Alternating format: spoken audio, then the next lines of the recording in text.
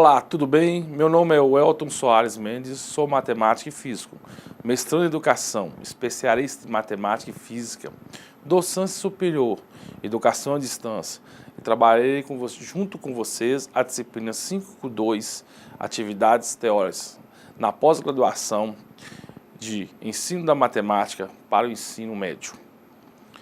Peço que em nossas aulas vocês estejam munidos de papel e caneta, para quando surgir alguma dúvida, vocês anotarem e depois postarem no nosso fórum Tira Dúvidas.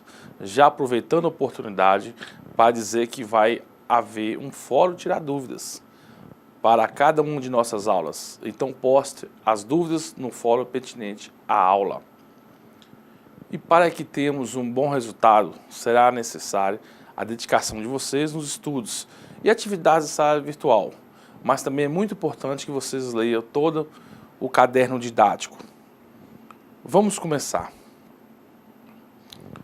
Bem-vindo, alunos, ao ciclo 2 dos jogos do disco. No ciclo 1, você experimentou os jogos de discos e percebeu como ele pode ajudá-lo a pensar sobre a probabilidade e a trabalhar com este conceito na sua sala de aula. Neste ciclo, vamos desenvolver uma abordagem mais teórica para os jogos dos discos, explorando questões ligadas à probabilidade geométrica. Para começar, reflita sobre as seguintes questões. Como podemos construir uma análise matemática mais elaborada para o jogo dos discos? Como podemos obter uma expressão álgebrica para a probabilidade envolvida no jogo dos discos, a partir da geometria de seus elementos? E de que forma a articulação entre uma abordagem experimental e uma abordagem teórica pode enriquecer suas aulas de probabilidade?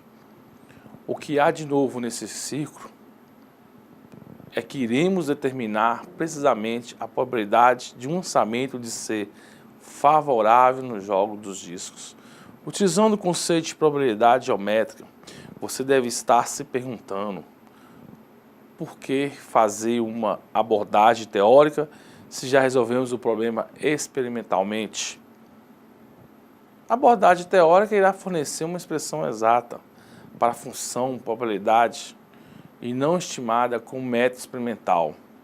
Além disso, a teoria pode evitar a necessidade da construção do experimento. Não é o nosso caso, mas o experimento pode ser muito custoso. Lembrando que a expressão exata pode conter parâmetros, como o lado variável de um quadrado do quadriculado, permitindo assim estabelecer a probabilidade dos jogos dos discos em qualquer quadriculado. Estratégia para a resolução de problemas. Identificar o problema e formular o que desejamos saber. Procurar, selecionar e interpretar informações relativas ao problema. Verificar se existem teorias que podem ser aplicadas. Aplicar a teoria e interpretar o problema através de linguagens adequadas, funções, fórmulas, gráficos, tabela e etc. Validar a interpretação recorrendo a informação reconhecidas. Utilizar o modelo construído para explicar, fazer previsões, etc. Defendendo uma função de P e D que estabelece a probabilidade que o jogador que lançar o disco venceu o jogo. Essa função P e D depende para entendermos a probabilidade de lançamentos favoráveis em um quadriculado qualquer. Precisamos pensar no diâmetro do disco que será lançado, a probabilidade P de um lançamento aleatório.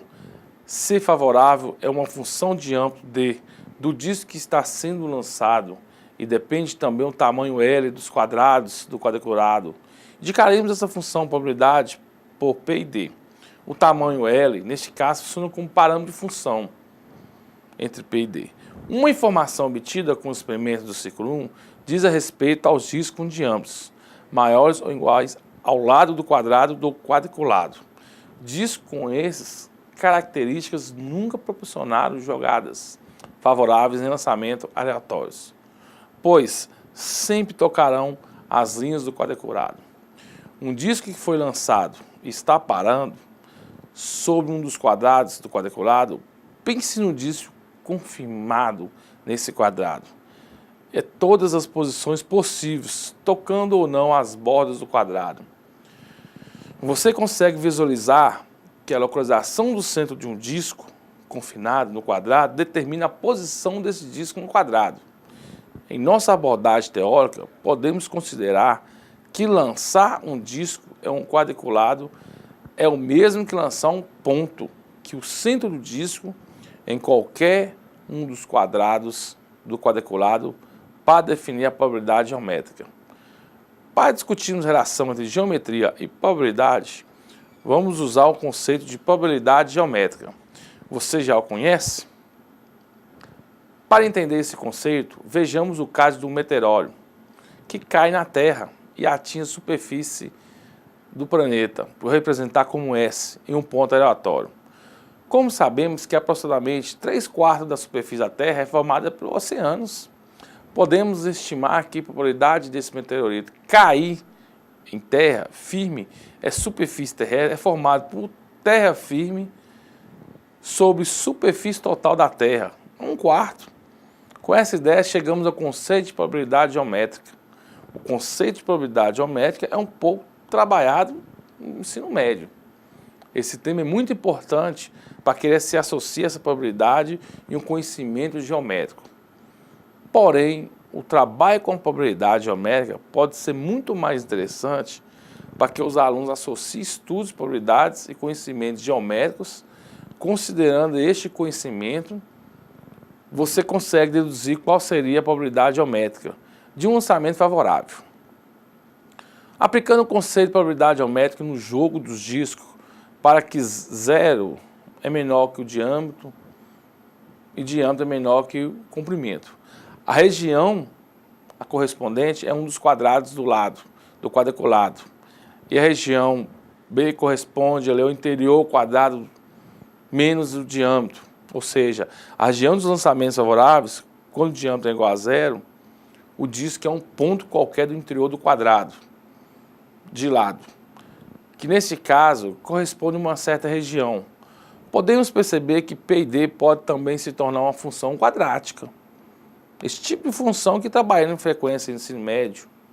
Os jogos de disco é uma ferramenta interessante para você desenvolver esses tipos de funções com seus estudantes e de forma contextualizada e significativa nos jogos dos discos.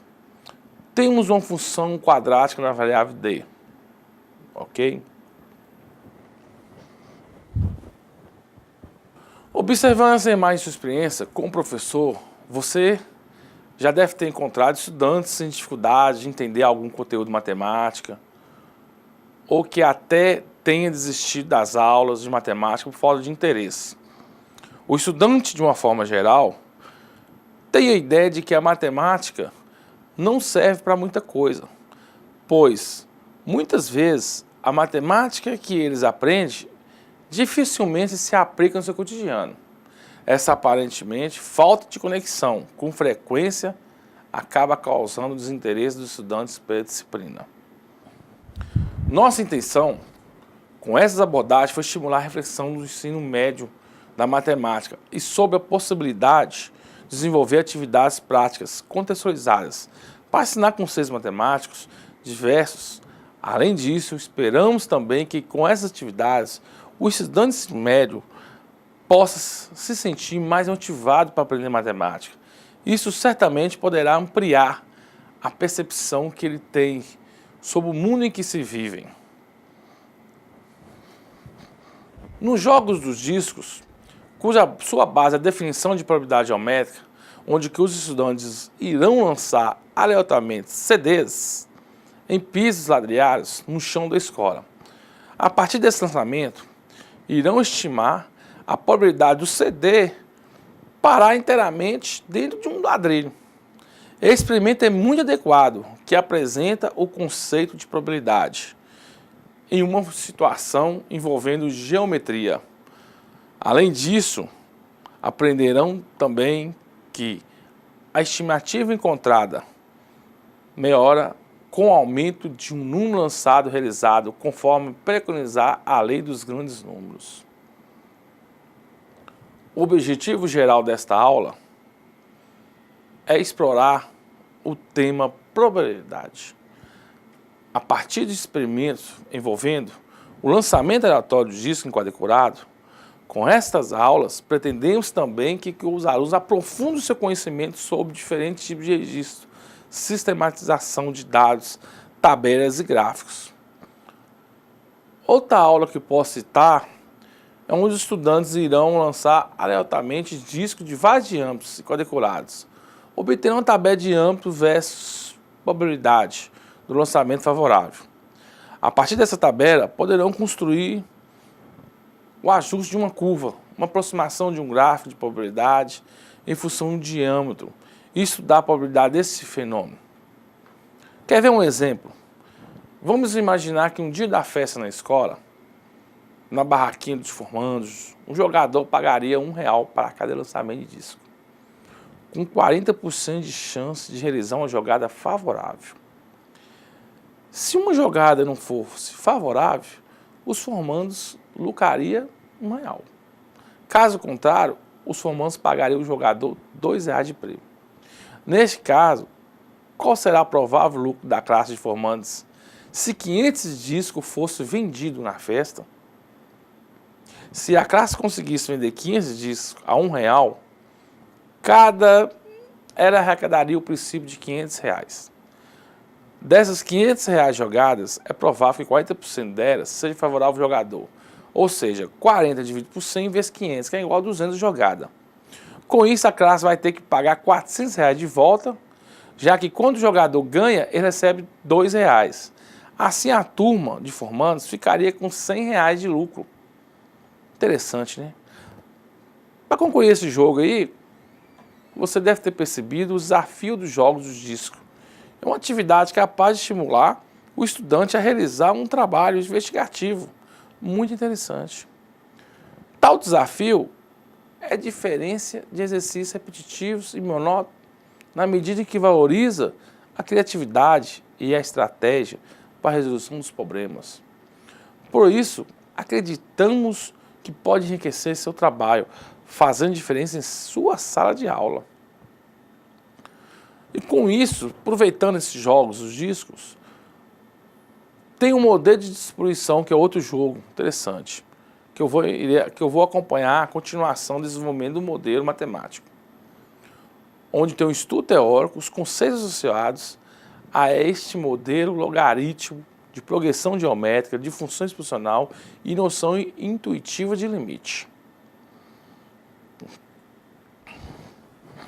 No modelo de distribuição, o aluno realiza experimentos simulados de despoluição de um lago modelo, utilizando diferentes tipos de registro e sistematização dos dados, tabela, gráfico e álgebra, a fim de compreender como a matemática do ensino médio pode ser importante para entender problemas ambientais.